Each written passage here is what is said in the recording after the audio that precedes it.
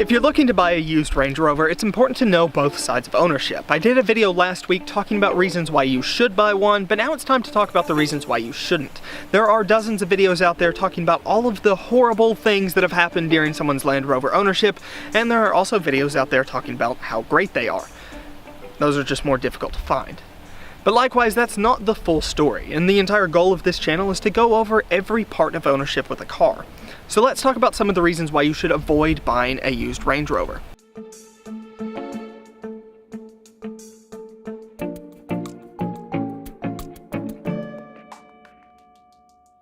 First up is having no idea what you're about to get into. Even older Range Rovers had a starting price of around $80,000 even 10 years ago. And because of that, they really were the ultimate supercar of the SUVs. Now hear me out. The Bentley Bentayga wasn't a thing yet. The Range Rover was the pinnacle of luxury SUVs. They were also the only company really pushing forward in that industry, which causes some issues now and then. Most of the time, it's absolutely fine, but can it be a pain in the ass? Absolutely. So the biggest thing you can do and the best thing you can do when buying any used luxury car, no matter if it's a Range Rover or a BMW, is be prepared for the moments when things don't go quite right. If you're not prepared to set back a few $1,000s a year for maintenance and repairs and aren't willing to deal with the patience required to live with the Range Rover, it's probably not the car for you. The best 4x4 by far. Did yours ever work?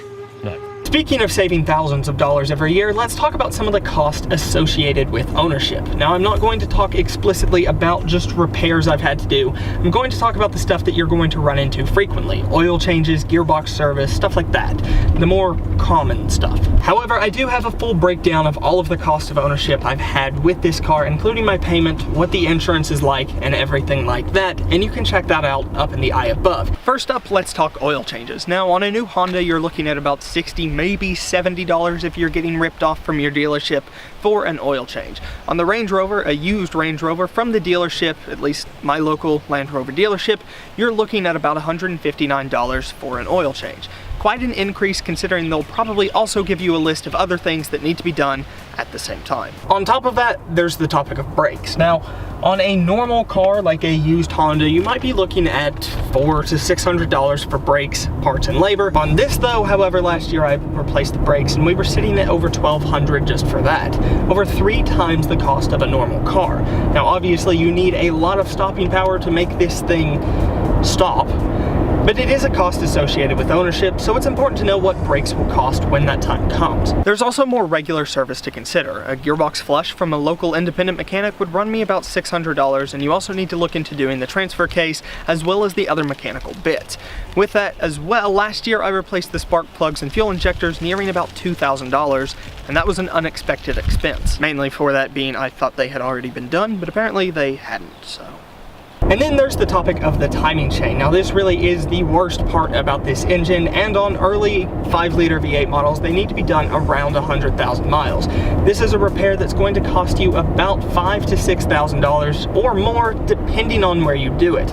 Most independent shops will do it for about $5,000 if they'll do them. A dealership though, I've been told, runs closer to $10,000 for parts, labor, and everything else associated with replacing the timing chain. Then there's the infamous air suspension. Now most companies have figured out that air suspension isn't worth their time and it's not worth their customers having to come replace it. But Land Rover, it seems, have been using air suspension for hundreds of years and they've actually worked out a lot of the kinks in the system. Air suspension has a 100% fail rate, so you'll need to be prepared to replace the struts or springs and or the air compressor.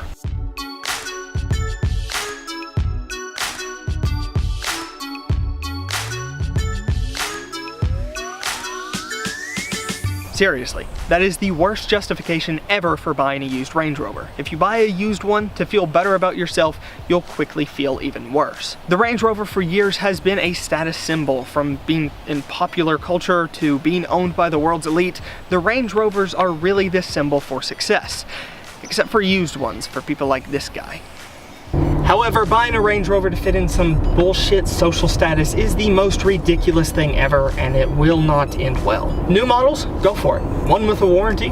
Absolutely go for it. But used models without a warranty, you're going to need a lot of patience and a lot of time and a lot of disposable income to be able to live with it. I'll be the first to admit that driving a Range Rover makes you feel like you're king of the world. And it's also great to be able to pull up to any situation and people expect that you're supposed to be there. In fact, the Range Rover has gotten me out of more situations than I would like to admit just because of the car itself. But it is a horrible reason for buying one. Instead, it's more of a benefit of owning one, not a reason to buy one. If you don't have a solid understanding about any of the stuff I was talking about, stay far away from it unless your warranty explicitly states it will cover it. And if that's the case, I'm hoping it's not a shitty third-party warranty. Used Land Rovers are very complex machines, and with that, they're capable of doing just about anything. Very few cars come with all of the technology and capability that the Land Rover offers, but with that, all of that is done through adding additional parts that are prone to breaking. If you don't have a basic understanding of the mechanical parts of Range Rover ownership, stay far away from it. A lot of the issues don't even necessarily have a warning light, although most of them do. However, if you hear a sewing machine coming from your engine, good luck, that one's gonna hurt.